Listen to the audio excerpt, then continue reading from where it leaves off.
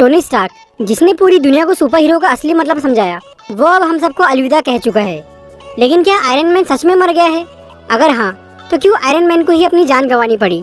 क्या उसे फिर से जिंदा किया जा सकता है, या फिर अगला आयरन मैन कौन होगा? ऐसे बहुत सारे सवाल आपके दिमाग में होंगे। इसीलिए आज हम आयरन मैन की डेथ और उसके फ्यूचर के बारे में कुछ इंपॉर्टेंट बातें करने वाले हैं। टोनी स्टार्क यानी आयरन मैन, जिसने कई बार दुनिया को बचाने के लिए अपनी जान दांव पर लगाई थी, इस बार उसने पूरे यूनिवर्स को बचाने के लिए खुद की कुर्बानी दे दी। लेकिन सबसे बड़ा सवाल ये है कि क्यों आयरन मैन को ही अपनी जान गंवानी पड़ी? जहाँ इतने सारे हीरोज थे जो कि बिना अपनी जान गंवाए भी ये काम कर सकते थे, तो फिर आयरन मैन को ही ये कीमत क्यों चुकानी पड़ी? इसका जवाब है डॉक्टर स्ट्रेंज। इन्फिनिटी वॉर में जब डॉक्टर स्ट्रेंज टाइटन पर पहुंचे, तब उन्होंने टाइम स्टोन का यूज करके भविष्य देखा, जिससे उन्हें ये पता चला कि थैनोस को हराना लगभग नामुमकिन है और उसे हराने के लिए आयरन मैन का मरना जरूरी है। अगर डॉक्टर स्ट्रेंज थोड़ा पहले टाइम स्टोन का यूज करते तो फ्यूचर कुछ और होता और शायद आयरन मैन को मरने की जरूरत नहीं पड़ती। लेकिन उन्होंने जब टाइम स्टोन का यूज किया, तब तक बहुत देर हो चुकी थी और थैनोस के जीतने के चांस बढ़ गए थे। डॉक्टर स्ट्रेंज से जब सबने ये पूछा कि उन्होंने फ्यूचर में क्या देखा, तो उन्होंने बताने से मना कर दिया, क्योंकि अगर वो टोनी को ये बता देते कि उसका मरना जरूरी है, तो टोनी घबरा जाता और कोई गड़बड़ हो जाती, जिससे थैनोस जीत जाता। इसीलिए डॉक्टर स्ट्रेंज ने सही वक्त आने पर आयरन मैन को एक इशारा कर दिया। अगर डॉक्टर स्ट्रेंज टोनी को इशारा नहीं करते, तो थैनोस चुटकी बजा देता और पूरा यूनिवर्स खत्म हो जाता। पर डॉक्टर स्ट्रेंज का इशारा मिलते ही टोनी को ये समझ में आ गया कि अब सही मौका आ चुका है, और तब वो तुरंत ही थैनोस के पास पहुंचा और उससे वो गाउंटलेट छीनने लगा। लेकिन जब थैनोस के हाथ से गाउंटलेट निकल नहीं पाया, तब टोनी ने अपने आर्मर की हेल्प से उस गाउंटलेट के सारे इन्फिनिटी स्टोन्स निकाल लिए और अपने नैनोटेक आर्मर से एक नया गाउंटलेट बनाकर उसमें सारे इन्फिनिटी स्टोन्स लगा दिए। 6 इन्फिनिटी स्टोन्स को एक साथ असेंबल करते ही टोनी की हालत खराब होना शुरू हो गई। उसके आर्मर का राइट साइड बुरी तरह जलना चालू हो गया। टोनी ये जानता था कि अगर वो इन्फिनिटी स्टोन्स का यूज करके चुटकी बजाएगा तो वो बच नहीं पाएगा, लेकिन फिर भी उसने चुटकी बजाई, जिससे थैनोस और उसकी आर्मी धूल बन गए। अब आप सोच रहे होंगे कि आयरन मैन के अलावा किसी और ने ये काम क्यों नहीं किया।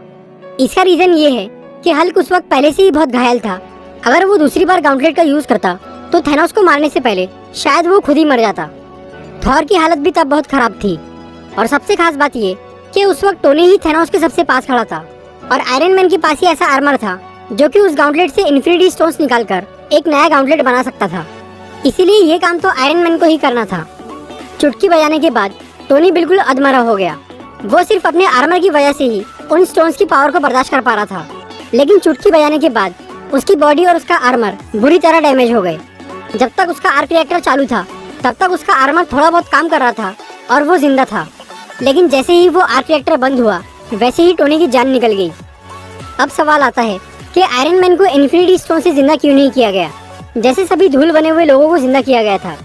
इसका जवाब ये है कि इन्फिनिटी स्टोन से उन लोगों को ही वापस लाया जा सकता है जिन्हें इन्फिनिटी स्टोन से मारा गया हो।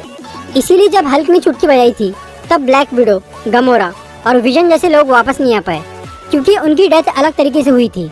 इसीलिए आयरन मैन को इन्फिनिटी स्टोन से जिंदा करना पॉसिबल नहीं था, लेकिन उसे टाइम स्टोन से जिंदा किया जा सकता था, जैसे थैनोस ने विजन को जिंदा किया था।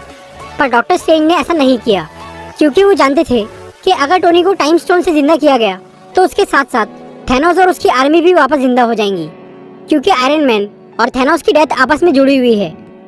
इसीलिए अब ये बात पूरी तरह से क्लियर हो गई है कि टोनी स्टार्क हमेशा के लिए मर चुका है। लेकिन अब सोचने वाली बात यह है कि क्या अब कोई और आयरन मैन का आर्मर पहनकर उसकी जगह लेगा या नहीं। काफी टाइम से ये कहा जा रहा है कि अगला आयरन मैन वो लड़का बन सकता है जिसे हमने आयरन मैन 3 में देखा था। हार्ले कीनर नाम का वो बच्चा अब बड़ा हो चुका है और एवेंजर्स एंड गेम में वो टोनी स्टार्क के फ्यूनरल में भी शामिल था। इतने टाइम बाद अचानक उस कैरेक्टर का सामने आना कोई मामूली बात तो हो नहीं सकती। इसीलिए हो सकता है कि हार्ले कीनर ही नया आयरन मैन बने, और उसका एक अच्छा रीजन भी है। जैसा कि हम आयरन मैन 3 में देख चुके हैं कि हार्ले बहुत ही जीनियस है। अगर वो आयरन मैन बनता है, तो वो काफी लंबे टाइम तक इस कैरेक्टर को प्ले कर सकता है, क्योंकि हार्ले अभी काफी यंग है। तो दोस्तों, ये थी आयरन मैन की डेथ के बारे में एक वीडियो। अगर आपको ये वीडियो अच्छी लगी हो, तो इसे लाइक और शेयर जरूर करिए, और ऐसे इंटरेस्टिंग वीडियोस देखने के लिए सब्सक्राइब कीजिए हमारा चैनल और इस बेल को दबाइए, ताकि आपको हमारी वीडियोस सही टाइम पर मिल सके।